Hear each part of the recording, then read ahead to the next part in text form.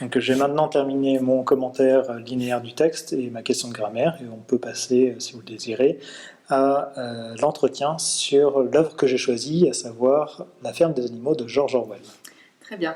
Est-ce que vous pourriez me donner la date de publication de cet ouvrage? Oui, il a été publié en 1945 par Orwell en Angleterre.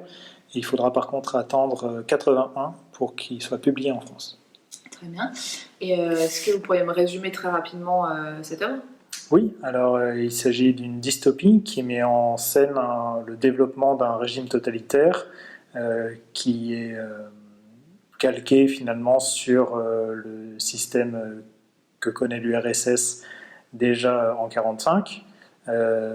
Seulement, ici, il s'agit d'un apologue, puisque ce qui est mis en scène, ce ne sont pas des humains, mais ce sont des animaux qui vont prendre le contrôle de la ferme dans laquelle ils sont, renverser la figure du tsar incarnée par le fermier Monsieur Jones, et mettre en place un système animaliste qui est basé sur le communisme, donc le fait que tout est mis en commun. Simplement, c'est une dystopie, donc cela va tourner mal avec la prise de pouvoir progressive des cochons qui vont changer les différentes règles de l'animalisme à leur profit. Est-ce qu'on pourrait juste, avant de poursuivre sur le livre, revenir sur le contexte historique de sa publication? Oui, alors on est en 1945, on est juste après la guerre de la Seconde Guerre mondiale. Donc le grand perdant, ça va être l'Allemagne, et la Russie, enfin l'URSS, est du côté des gagnants, de même que l'Angleterre. Ce qui est intéressant, c'est que du coup, il va y avoir une partition en deux de l'Europe à ce moment-là, qui va cristalliser la guerre froide entre l'URSS d'un côté et l'Amérique de l'autre.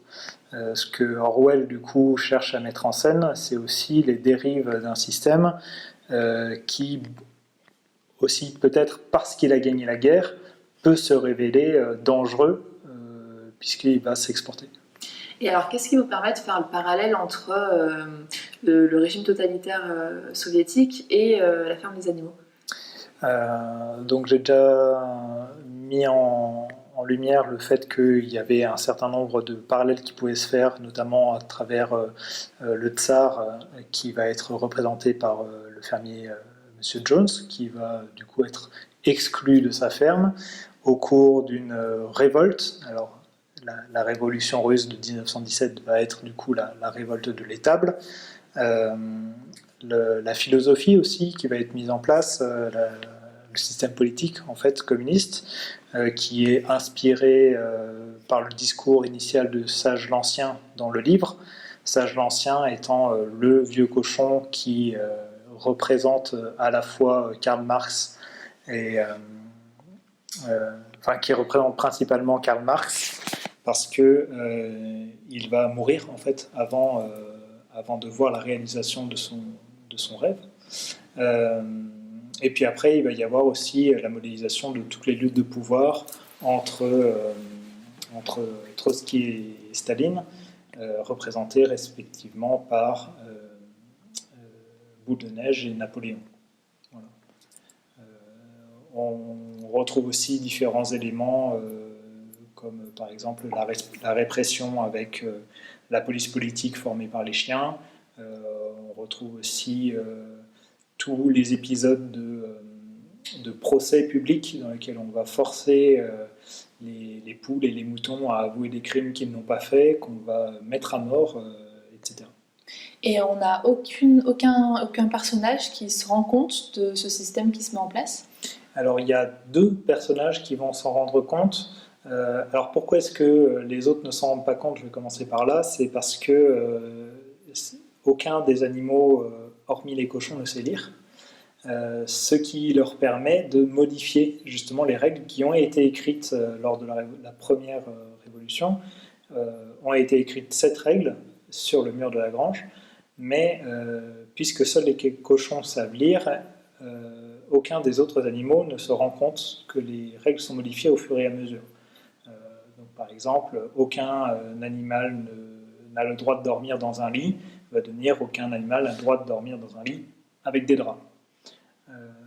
Il y a 2 personnages simplement qui vont se rendre compte progressivement de ça parce qu'ils vont acquérir un savoir. Alors il y en a un, c'est le corbeau Moïse, qui, puisqu'il est un corbeau, peut s'en aller. En fait, il fait des allers-retours avec les fermes des environs et donc finalement, il se détache totalement de ça.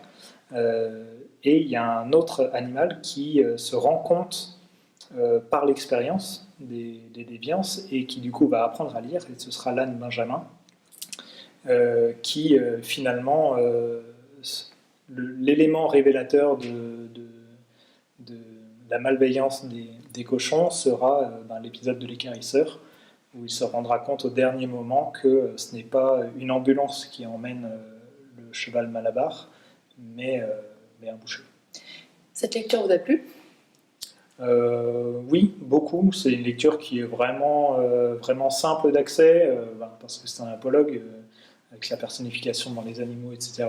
C'est vraiment relativement facile à lire. En termes de style, c'est une traduction, donc ça va dépendre. Pour ce qui était de la mienne, c'était totalement correct. Il n'y avait pas de mots compliqués ni rien, l'histoire est plaisante, et il y a un vrai moteur de suspense, justement, avec ces règles qui changent au fur et à mesure, et le basculement progressif de l'utopie vers la dystopie. Vous avez lu un autre livre de George Orwell ou vous en connaissez un autre ? Oui, il y a 1984 qui fonctionne vraiment sur le même système, mais là, il ne s'agit pas d'un... Alors, il s'agit d'un apologue dans le sens où ça reste quand même de l'argumentation indirecte, mais on est vraiment dans la recréation d'un monde dystopique. Ici, ce ne sont plus des animaux, ce sont des humains qui sont représentés. Et c'est le même système de dénonciation de dérive totalitaire. Donc on retrouve les mécanismes mis en place dans un système totalitaire. Oui, donc on a le chef du parti avec Big Brother, on a l'endoctrinement, on a donc l'endoctrinement avec du coup la recréation d'une nouvelle réalité à chaque fois que le contexte socio-économique et politique change, et on a un système répressif aussi. Très bien. Je vous remercie, on a atteint les 8 minutes.